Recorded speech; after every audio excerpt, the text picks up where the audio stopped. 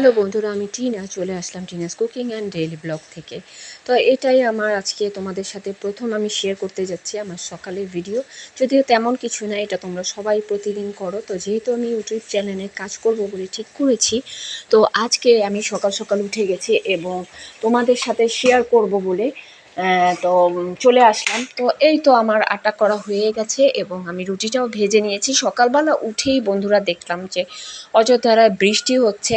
তো তোমরা কে কোন জেলা থেকে দেখছো, যদি আমার ইউটিউব চ্যানেলে ভিডিওগুলো দেখে থাকো বা ফেসবুক থেকেও যদি দেখে থাকো, তাহলে কিন্তু তোমরা আমাকে অবশ্যই সাবস্ক্রাইব করতে ভুলবে না। যদি ভালোবেসে থাকো একটু সাবস্ক্রাইব করে দিবে। তো যাই হোক, আমার এই তো আলু ভাজিও হয়ে গেছে। তো বৃষ্টির দিন একটু পর আমি আমার রান্না চড়িয়ে দিব, যদিও আজকে উঠতে অনেক দেরি হয়ে গেছে।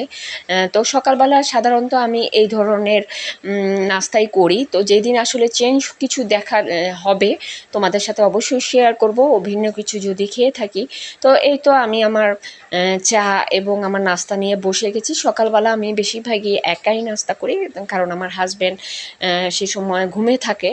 তো আমি অনেক ভোরে উঠতে পারিনি, আজকে 9টার বেশি বেজে গেছে। তারপরও তো একা একা নাস্তা করছিলাম এবং ভাবছিলাম যে আসলে আজকে সারাটা দিন কি রাঁধবো। এই সময় আমি আসলে নাস্তা করতে করতে সেটা চিন্তা করি এবং তারপর আমার মেনুগুলো আমি সাজাই সেইভাবে। তো এই তো বন্ধুরা, তোমরা যারা আমার ভিডিও দেখতে ভালো লাগবে, একটু অবশ্যই কিন্তু আবারও বলছি, সাবস্ক্রাইব করতে ভুলবে না, যেহেতু আমি প্রথম ইউটিউবে কাজ করছি।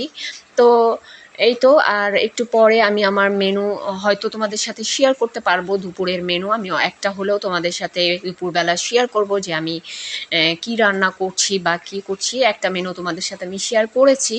তো এই তো, ভালো থাকবে বন্ধুরা, এবং তোমরা যে যে জেলার থেকে দেখছো একটু কমেন্টস করে জানাবে।